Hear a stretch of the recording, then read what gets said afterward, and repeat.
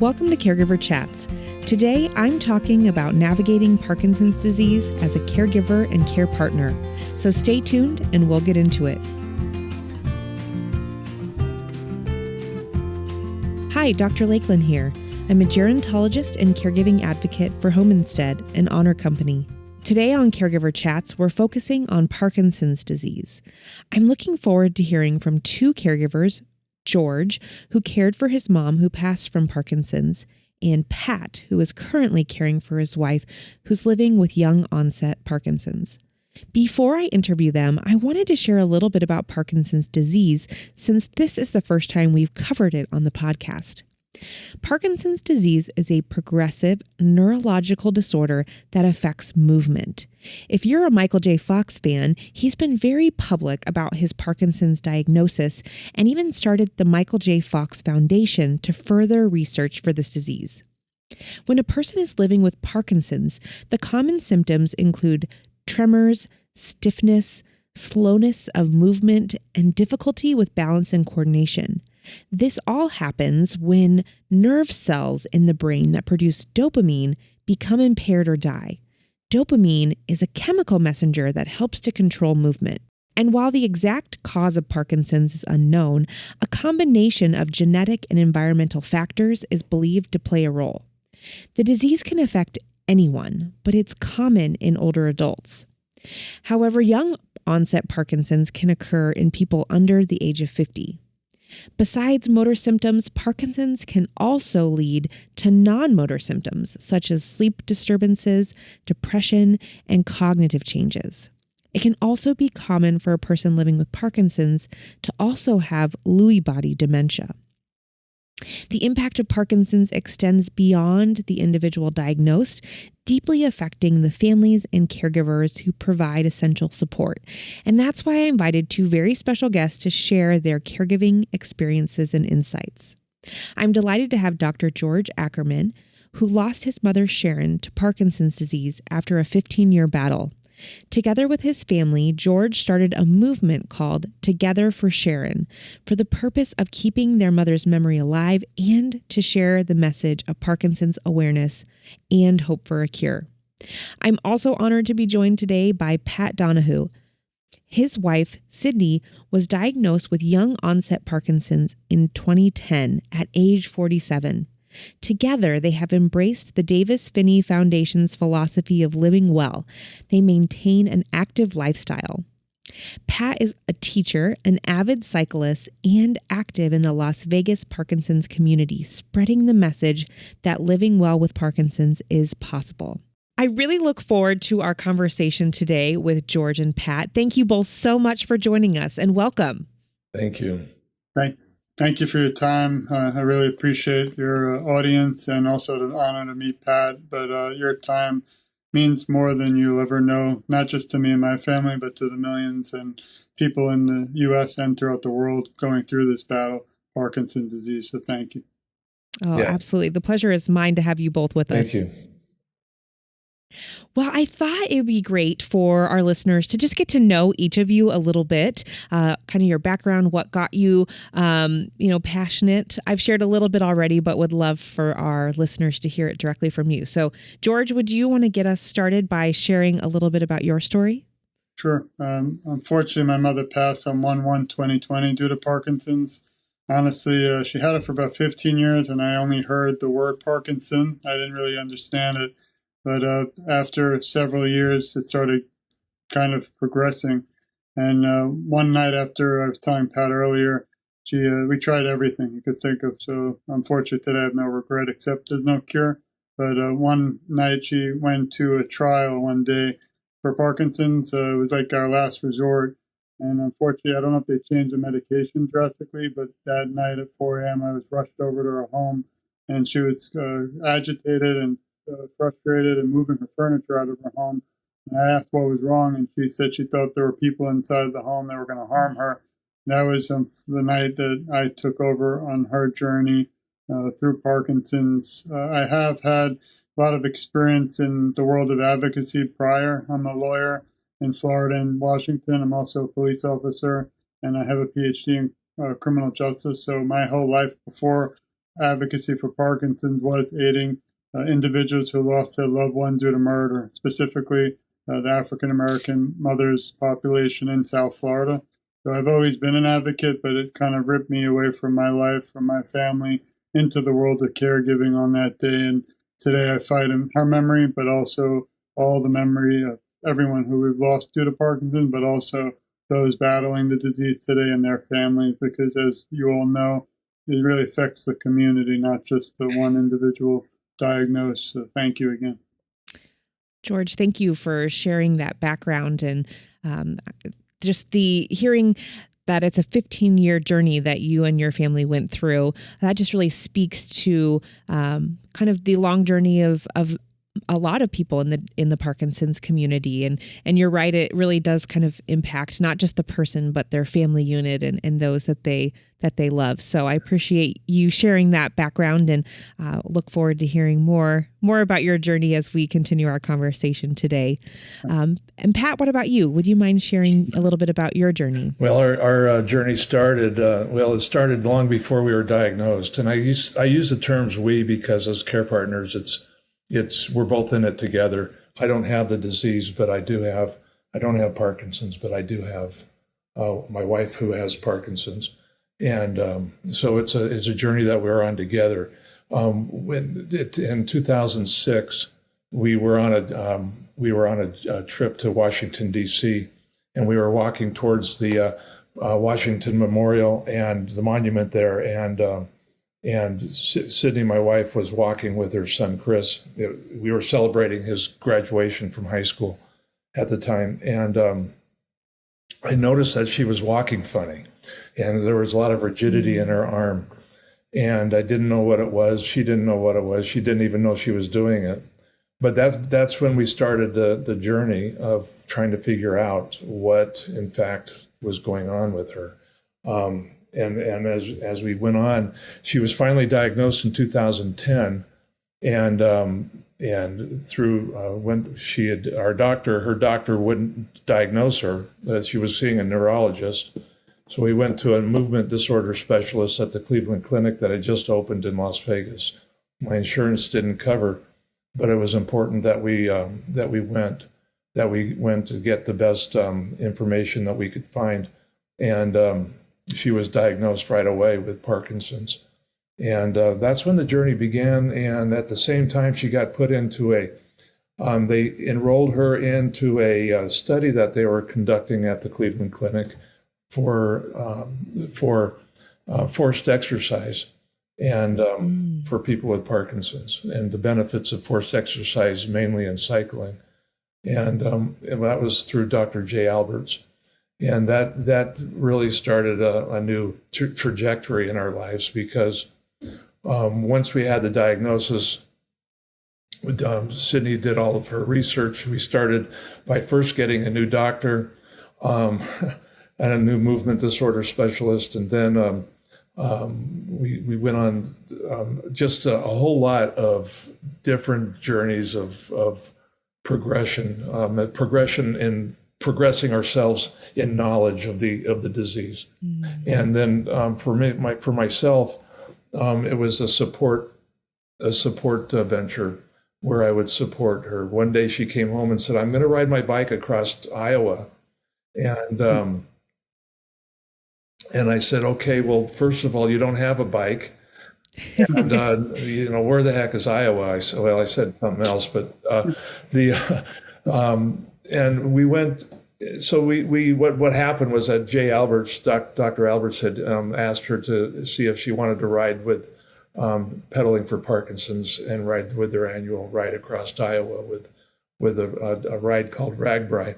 And that's where he had noticed the benefits of cycling to people with Parkinson's. And so we jumped right into it. I told her if she was going to do it, then I would go with her. Not knowing what my future was going to be in it, but it's turned out that we've ended up doing that ride 10 times. We had to adjust it a little bit during COVID, where we created our own ride through Iowa and Illinois. But the benefits have been great. and everything. But progression still goes on. But anyway, that's my story. 2010 is when we were diagnosed, and it's been a journey ever since, ups and downs, and look forward to talking more about that. Pat, thank you so much for sharing. And as a girl from Nebraska, I know all about ragbri. Okay.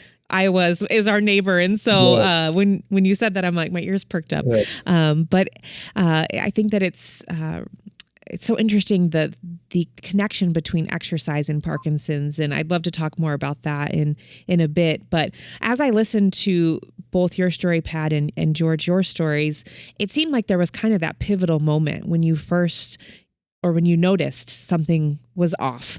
Pat, it sounded like for you that it was your wife's gait, the way she was walking and moving, and George, maybe your mom experiencing some hallucinations, maybe perhaps in that moment that you described. And so I would like to hear more from both of you about some of the early signs and symptoms that you were seeing in your loved ones, because I think, our listeners, they might not know much about Parkinson's itself. So I think it's important to understand kind of those early signs and symptoms so that we can all just be aware. And if we recognize it in our loved ones, of course, seek medical attention. So if either of you want to expand kind of on symptoms, maybe George, we'll start with you. What kind of signs and symptoms did you notice first in your mom? Yeah, for 7 years, we didn't see a lot. She didn't want to burden our family, she mentioned, so we kind of didn't know a lot of what was going on. But finally, she started having stiffness in her left arm. So we couldn't even really eat out at that point because she had trouble, making her food. But she was very independent. My parents were divorced, but she lived alone for several years. Her whole life till that last 4. She walked a lot. She was very healthy, had no other illnesses or any medical issues at all her whole life. She went from walking 3 or 4 miles a week to the last 4 years. She went to a cane for 2 years, then a walker for a year, and a wheelchair and bedbound. And I don't understand to this day why it progressed so quickly. But she didn't show a lot of signs that then when you talk about those 4 years, that's when they all started showing, from the complete stiffness to the dystonia with the curling of the toes to kind of moving. But she didn't have the visual external tremors like Mr. Michael J. Fox had. So she was upset a lot because they were more internal, and she was frustrated that people didn't believe her. Of course, I believed everything, my mother wanted to tell me. And I often, maybe Pat might agree, felt like if I coined the term secondary Parkinson's, where I don't have it, but holding her hand through this whole kind of nightmare in the battle felt like I had it. And even today, I feel like it's still in my blood. And that's why I work today as an advocate, 24/7 voluntary. Everything we do together for Sharon.com is free. I don't accept money. Anything any donate, don't even go to me. I always joke and say, if you send me $1, it's going to cost me another $1 mail back plus another stuff. That's not, you have the reason I do this is in my heart. I don't want others to, even Pat and his wife, to have to go through this anymore, or anything that my family has. So some of the main symptoms were some of those, but as we mentioned earlier, Parkinson's affects everyone so differently. And it's very, not just frustrating, but we went to several doctors. We tried chiropractors, this doctor, that doctor, physical therapy, speech therapy, this therapy. We even had, and this is a funny story we won't get into, but I'm a police officer. I even tried to, and we got the legal medical marijuana license, which was oddest. I'm a cop, so I was, even in the store, there's video cameras. I'm like, you sure this is all legal? And they said it was, but that didn't work for us or her, unfortunately. So, I look back and there's nothing else we could have done. So that's, where I'm at today. But I feel like a piece of me passed with her, because she was only 69. So she had this for 15 years living. And I feel like she lost 15 years after. And, the main message I'm here for is to tell everyone out there that they're never alone, because I felt alone as a caregiver, and she certainly felt alone as a Parkinson's patient. And, as long as we all team up like this, it's just an honor to be able to be with you and finally meet Pat, because even if we reach one person today, we've changed the world for the better. So I'm again grateful for both of your time. Thanks for sharing, George. And Pat, do any of those symptoms that George just explained, do any of those kind of resonate with Absolutely. your story? It does. We've, let's see, 2010 was when we were diagnosed.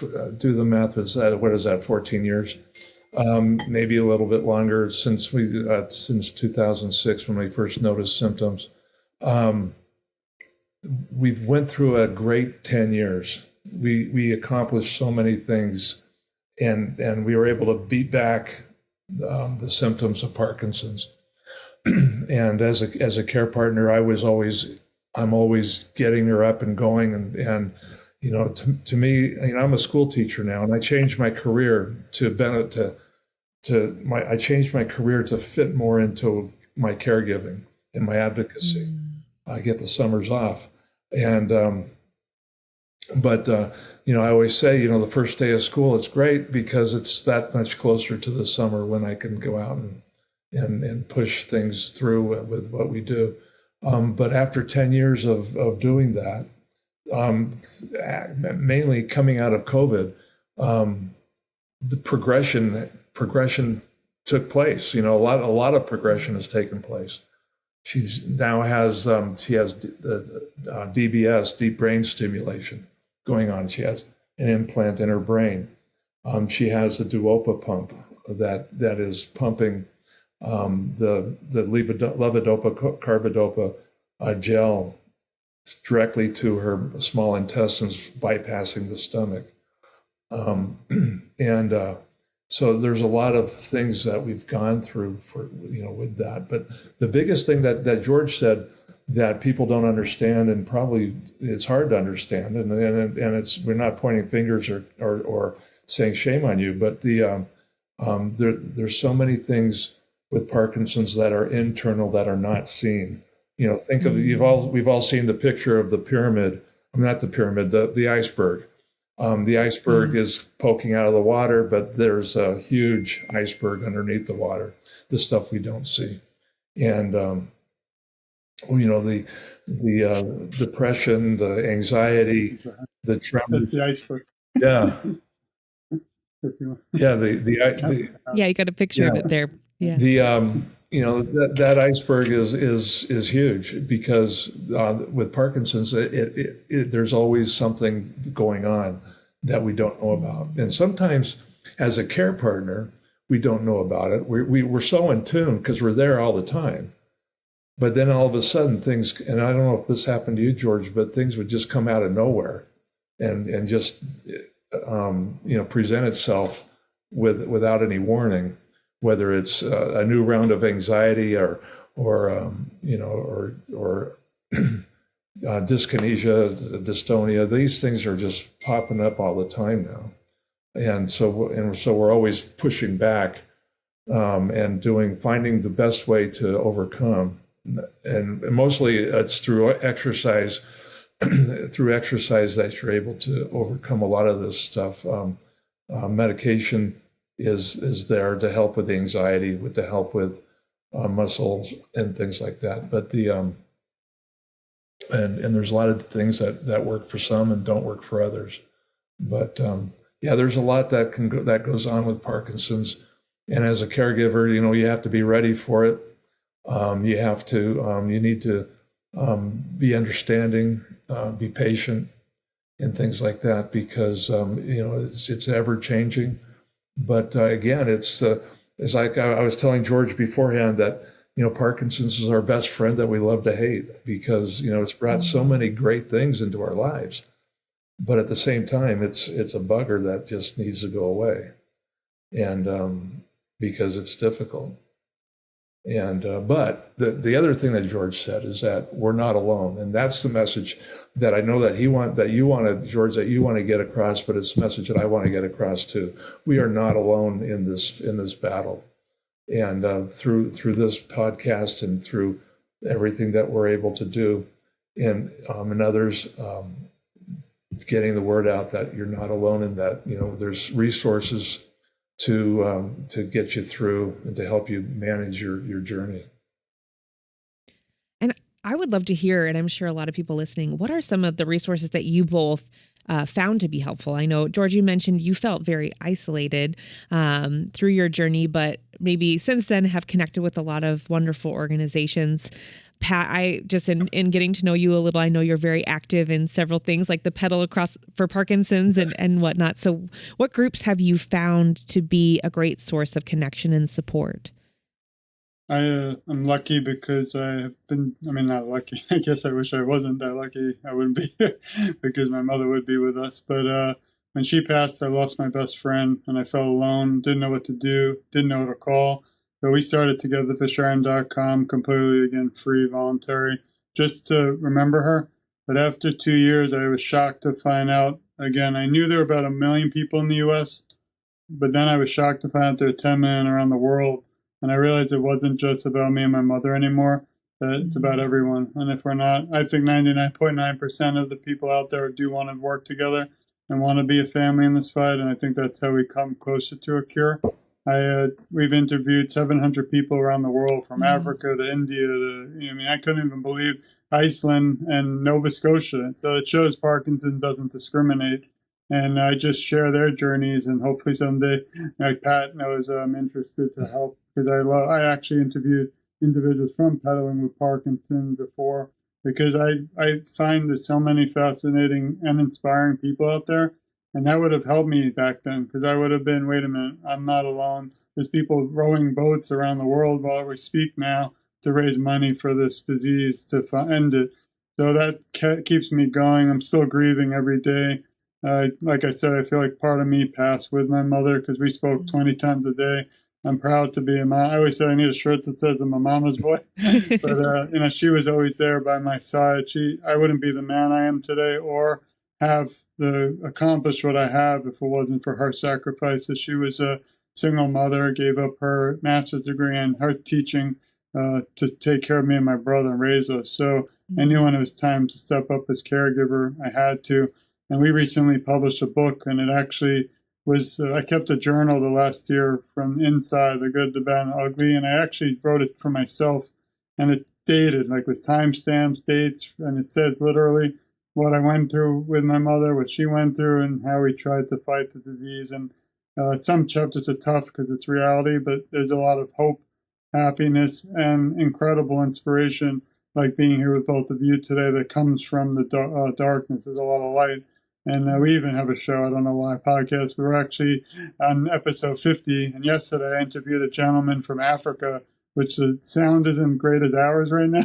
But he actually, it's incredible to share his journey. His mother had Parkinson. They believed in Africa it's witchcraft, so they took her from him. And it's just like my heart breaks, but in a way I get excited. Even when I heard about Pat and his journey, I get inspired because there's just so many incredible people. And I want the world to know what Pat is doing. I don't care about me. We can't, unfortunately, bring my mother back, but we can fight for all those today still going through this journey. And he inspires me. I might have told him before, but, now I get him. He's stuck not live with us. So, it's such an honor to be with both of you. Thank you. And thank you so much for sharing that, George. And we definitely linked to your website, togetherforsharon.com, in the show notes. I want to say one thing. We're not, I always have to, but we're not an organization or foundation on purpose, because I didn't want to deal with all of them. I just wanted to be a person, one son and one person who loved their mother more than anything and want to help others. But I'm a lawyer, so I could do a foundation, but I don't really want any of that. So it's hard because in 2024, like, people are shocked. First, they think I'm a huge corporation, this, that, and we're afraid that's not what this is about. And I have to actually tell, you didn't make a mistake, thanks. But every show I'm on, they're like, about your organization. I have to stop and go over how we're just one son, one person who lost his best friend, his mother, due to this disease. So, it's very important that everything on Together for Sharon is completely free. And I always feel like there's a Shark Tank, the show, or but wait, there's more, but there's not. Well, what a wonderful and beautiful way Yeah. to carry on your mom's legacy and to help elevate the story of others. And just appreciate all the advocacy that you do, George. So Pat, I'm curious to know from you, what have you found to be a source of support and encouragement? What organizations, what groups have been helpful? Well, one of the research that Sydney did when we were first diagnosed was, extensive, and of course, we found the Michael J. Fox Foundation. Michael had just it'd been a little while since he had announced his diagnosis, but when we were doing the ride across Iowa the first time in 2011, we were raising money for Pedaling for Parkinson's, as well as the Davis Phinney Foundation for Parkinson's. And we were still new to everything. I was along for the ride. I got to ride a girl's bike for a few days. Much too small for me, and I hurt for 3 months. But it was a great experience underneath a tree on a farm, eating peanut butter and chocolate and drinking chocolate milk.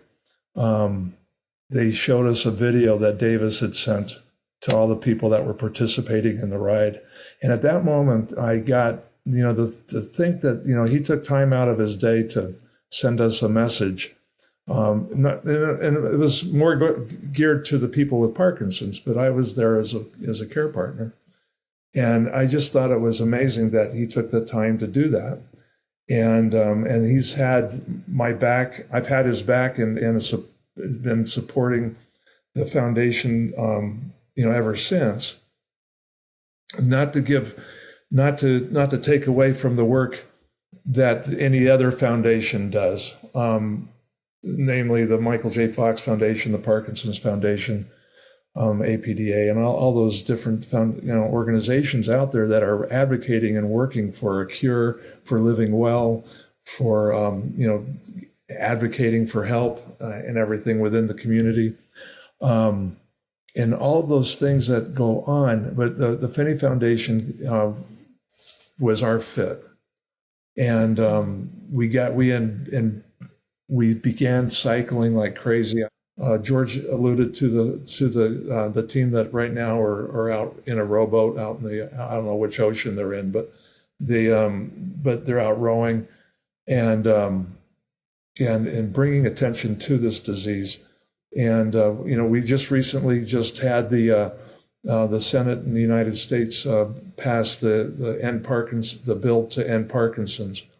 And that came after a lot of advocacy of a lot of groups, mainly through the organizational leadership of the Michael J. Fox Foundation and their team, that we were able to go and lobby our senators and Congress people, and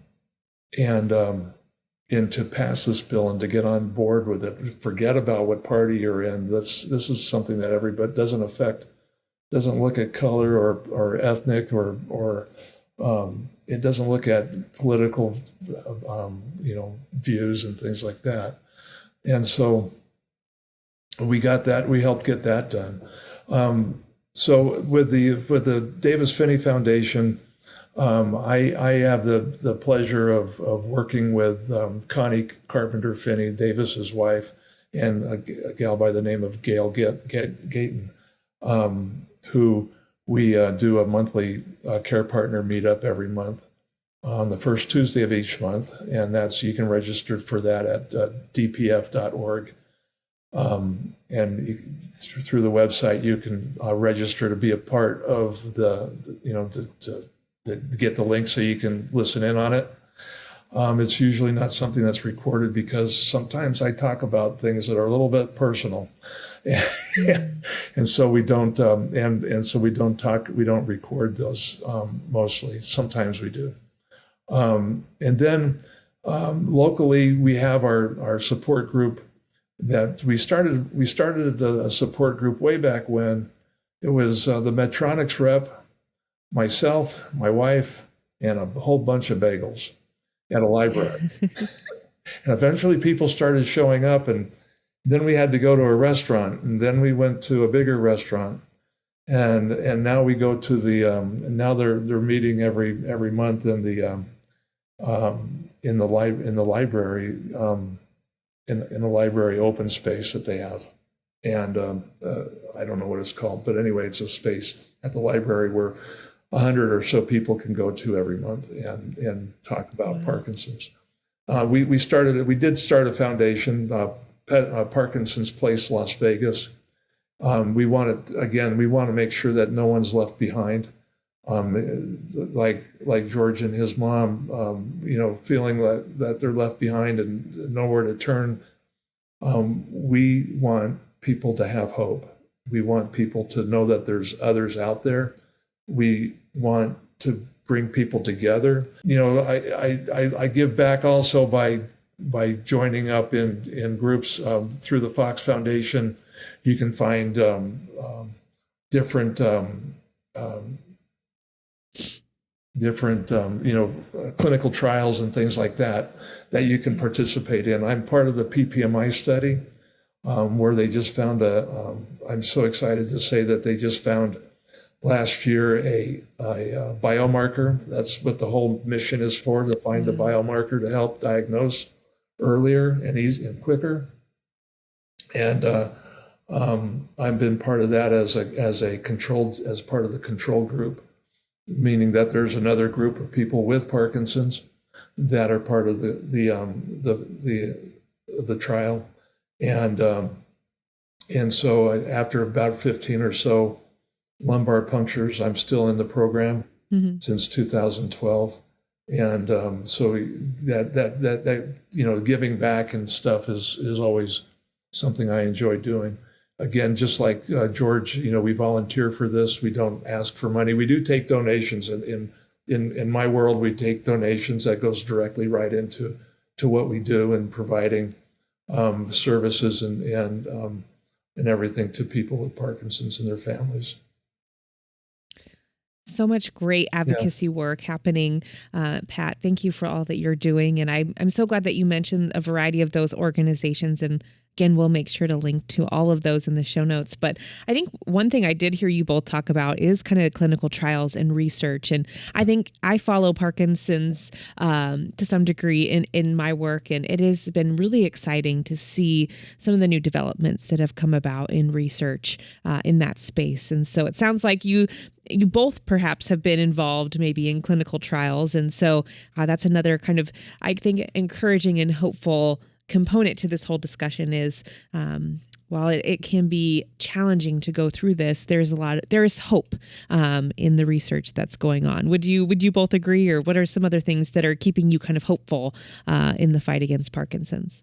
Yeah, I know I could be wrong, but they want to take that biomarker and then bring it, instead of being an invasive. I've had 3 major spine surgeries, so I don't really want to have any more needles in my back, but they want to take that and bring it into regular small blood tests and have it in every doctor's office throughout the country. So that's something important. And also, I hope that even though the national plan is passed, I had the honor to interview on our show United States Senator Rick Scott and U.S. Congressman Paul Tonko, and it was just a pleasure. I used to work in politics. I left it because it was so divided, and then I went to Parkinson's community, and through these shows, through our discussions, our posts, social media, I might be, some people think, again, we're a company because I'm on all the social media I never thought I'd even have or want. But I think, the more we are out there and talking about it and telling people to share with their neighbors, the better. We have had, somehow, I thought 3 or 4 people would see Together for Sharon.com, and I would have been fine with that. But there's a little counter, like secret on the bottom, and it said we've had over 40,000 people visit. So I don't know if it's some of our work or that sadly the disease is progressing quickly around the United States and the world, because now, neighbors are getting it, the mailman, you name the Home Depot worker. It's just horrible to hear. And, the more we can do things like this today, and I don't think this should end today. The conversation that obviously I'll share has to continue till we find a cure. Absolutely. And And Pat, any thoughts from you on that topic of where you find hope? I agree with George. If we can, move from a lumbar puncture to a blood test, I think that's a little more approachable for most people. But what else brings you hope? Well, the fact that we never give up brings me hope. The fact that we go 3 steps forward and get punched back a few steps back, but we keep moving forward. And I see it in so many different people. I watched 3 people with Parkinson's, and then we were joined riding when we rode across the Rockies in Colorado. We were joined by 3 other people with Parkinson's, one from a gentleman from Texas and 2 gentlemen from Norway. And I watched the 6 of them battle their limitations and continue on pushing forward. Our lead person, Bill Bucklew, who operates Uncorked Adventures, who's now ridden across the U.S., but he's walked across the U.S., he's walked across Scotland, all in advocating for Parkinson's awareness and to find a cure and donations and so forth. Get up every day and take the hour or so to get ready. When we came through Las Vegas at the, every day seems like Friday now, but it's been a few weeks ago. When we came through Las Vegas on our way to Palm Springs and then to San Diego, we were staying in our house here, and that's because that's where I'm at, is in Las Vegas. But to watch Bill just not be able to walk and to crawl up the stairs to get to his room, and then to get on. He rode a recumbent bike that was generously donated by the folks at Cat Trike and the Davis Finney Foundation for him to ride, and just to see him, the time it took. I mean, I stood with him for an hour in Bryce Canyon, just to get his feet in the pedals and to get him locked into the cleats, and the never give up attitude, and no complaining, and always smiling, always finding something to laugh at. These are things that give me hope, give me inspiration. What George does, and as I get to know him better and more, it's amazing that the dedication to his mom's legacy, and it should give us hope as well. Now on the technical aspects out there and on the research side, there's things that are coming out that, like I mentioned, my wife has a Duopa pump. It's very invasive. I love the results we've had from it, and everybody's different, so I'm not pushing any product here. But there's new technology that's non-invasive, that is going to be able to do the same thing, but without the invasive surgical procedures. There's a pump that will attach to your stomach and through needles versus an injection through a J tube, or where they put a J tube in through your stomach. And so there's lots of different things that are coming out and are just on the precipice. I know in the UK and in Japan, I think this device is already in use. In Canada, it's in use. There's just so much hope to be had. There's so many things that we can do. And as a care partner, sometimes our person with Parkinson's doesn't, one of the aspects that they have is apathy. One of the symptoms of Parkinson's is apathy, where they just don't want to get up and do anything. And that's when we kick in and we help and we do everything we can to encourage and to be an example to get up and go. But it is a progressive disease, and we have to be mindful of where we're at in that journey. And so as a person who just rode halfway across the U.S., and my wife with Parkinson's was there supporting me in just as part of the support team, I didn't know that. I did not know that she was going to be. We didn't know if we were going to be able to make that trip because of the progression that she was going through at the time. And I kept saying that, we're leaving on May 23rd. And on May 23rd, we got to May 23rd and we left. And on May 22nd, May 22nd, we were still, she had just had surgery with her DBS battery, had a new battery put in with all the new technology. On the 22nd, she was still being programmed. And, but we were able to, and then when they put the when they put the battery in, the Duopa pump stopped working. It had nothing to do with it. Wasn't the product. It wasn't anything. It was something that was going on inside her stomach or inside her, with the tube and so forth. But that stopped working. And so, a lot of people would just give up and say, okay, we're not going. We got to fix all this stuff out. We just went full bore into making sure that we are full focused in getting out on the 23rd. And we got the programming done. We made arrangements to have, we took with us a refrigerator that would refrigerate our Duopa medicine. We had everything covered. Right then the pump wasn't working because of there was a blockage in the tube. Eventually the blockage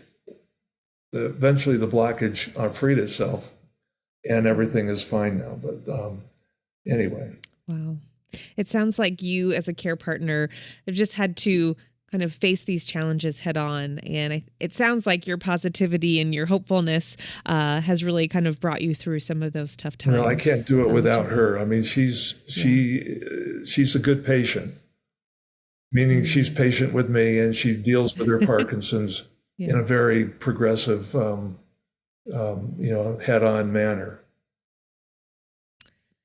Well, thank you so much for sharing just parts of your various journeys. And kind of as we wrap up, I would love to hear maybe some advice from the both of you to anyone that's listening that is a care partner, caregiver.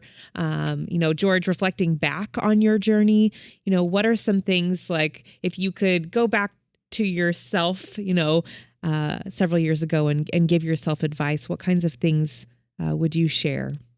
Yeah, the only thing I wish we didn't have the technology that I wish I had a podcast back then with my mother, but not about Parkinson, just about our life together, funny stories, because those are the times and stories I miss. We have Thanksgiving and birthdays, and our favorite time was sitting in the backyard with the 3 grandkids blowing bubbles. And now I walk by and I don't see that. So I wish we had filmed more of that. But we were told you don't pass on Parkinson's, you pass with it. So we weren't prepared. I'm even still kind of in shock 4 years later. I don't understand to this day what happened, but you can definitely look more. And this is the book that just came out, and I'm not doing it to sell it because I don't make anything from it. We actually donated $20,000 of our own family money to various organizations, Drive Toward a Cure, Power Over Parkinson's, and all the ones that Pat mentioned we're big supporters of. But this picture is one that sometimes I can't really even talk about, but it was at my wedding. It was one of my favorite days in my life. And it was the mother and son dance. And for those 2 or 3 minutes, Parkinson's disease didn't exist and it didn't matter. And it could never take that memory away from us. So that's one of the memories that I kind of hold to my heart. Thankfully, we have a video of our wedding and I get to still relive that moment. So that means a lot. And then if I could say, since we're wrapping up, just have a message for both of you and all those listening.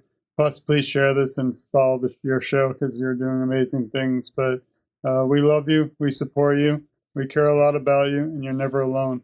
I, along with Pat and Lakelyn, will advocate for you. And together, our voices are so much stronger. And I always say I'm just getting started because even this show, every time I meet an incredible person like you hosting this and talking about a topic that not everyone might want to hear, or maybe they're not aware. And also hearing Pat's journey. I can't ride a bicycle, so I'm out, but I do have a trike. But hearing his journey makes me want to hang up here and run back out, even through my own pain and my surgeries this summer. And I was sitting in a hospital bed after having a 3rd major spine surgery, and I thought about my pain, and it felt like a sword was left in my back. But I said, George, forget that. And I took my camera live, started filming from the hospital how important it is to find a Parkinson's cure, because I don't care about my issues. We have to end this disease for all those still battling, like Pat's wife. It inspires me, but also saddens me, because I want them to be able to ride their bike on in the Bahamas and not have to drive around the whole world for Parkinson. But it is amazing to have such incredible people I consider family that I'm just meeting, today. So thank you again, both, for your time and support. And we have so much more to do. The national plan might have passed, but to me that doesn't mean anything, because now we have to have it implemented. If it's not, as an attorney, and there's just so much more to do with that. And until we find a cure, I won't rest. So some days I feel like a truck rolled over, because I probably should take a break, but I can't stop, because I feel like it's advocacy for this cause in my blood now forever. And I really hope I don't have to tell my kids, can you continue this on? Because I hope we have a cure before that time. So again, thank you both for your friendship, time, and I send our love and hugs virtually to both of you and everyone listening too. Well, thank you, George, for your tireless advocacy. And it's such an honor and pleasure to have you on. And I love kind of your piece of advice is spend time capturing those moments, those special moments, and those can kind of carry you through your advocacy, or perhaps make some of those really hard days a little more manageable if you're able to, reflect on those precious memories. So thank you so much for those thoughts and words. And Pat, what about you? What would be some of your advice for those that are living it now? Don't give up. Reach out. Ask. Don't be afraid to ask for help. Don't be afraid to pick up the phone or email. You can go to the Davis Finney Foundation ambassador page, and there's ambassadors throughout the country. There's over 100 of us now. I was probably in the first 9 that were brought out, but we will, if you email me or you email any of us, we'll get back to you and we'll be there for you. I'm just speaking for myself. I always get back to everybody that reaches to me within 24 hours. And I love doing that, because we're here to help. We're here to, what good are we if we don't help? We've been blessed with so many different avenues to be successful. Through our, here in Las Vegas, through our foundation and the work that Sydney has done, and the group of people that we have working with us now. We have 7 or so individuals that volunteer their time to run our foundation, and it's a great time. It's a great thing to have, and to be able to, George said it best. If we help one person today, then our job continues on. But that, what better thing than if we can help more than one person, that's even better. But if we just help one person, we were successful. And but that feeling of hope should never go away. Even at the darkest moments, the light is always right there. Tapping, that dark moment is tapping you on the shoulder, and it's going to come, but the light is right behind it. And it takes just a little bit of light to make all the darkness go away. That's such a beautiful analogy to, I think, end our conversation on. And this has been such an enlightening conversation. And I now have a deeper understanding and appreciation for Parkinson's disease, and grateful to the both of you for sharing your stories, for sharing about your advocacy and the work that you do. And I encourage everyone listening to check out all of the information that you have shared. And again, just want to thank you both, George and Pat, for being here today and for sharing with us. As we wrap up today's episode, I want to thank George and Pat so much for joining me. If you're caring for someone living with Parkinson's disease, I hope you'll check out the links in the show notes and get connected with other caregivers and care partners. It can be so helpful to connect with others who are going through similar experiences. I'd also love to hear about your experiences and your caregiving stories. I invite you to email me at caregiverchats@homeinsteadinc.com. Again, that's caregiverchats@homeinsteadinc.com. I hope you'll tune in for the next episode of Caregiver Chats, where I will be talking with someone from our local area agency on aging. Every county in the U.S. has a AAA, but not many people know about them. I hope that you will join me as I talk more about the AAAs and the services they provide. We're specifically going to talk about some of their fraud, abuse, and neglect prevention. I also invite you to follow us on Facebook at Home Instead Inc. That's Home Instead INC for previews of upcoming episodes, caregiving tips, and more. You can find all of the links in the show notes. Thank you for listening, and please remember to take good care of yourself while you care for others. Caregiver Chats is brought to you by Home Instead. If you're looking for in-home care to support you on your caregiving journey, please visit homeinstead.com to learn more.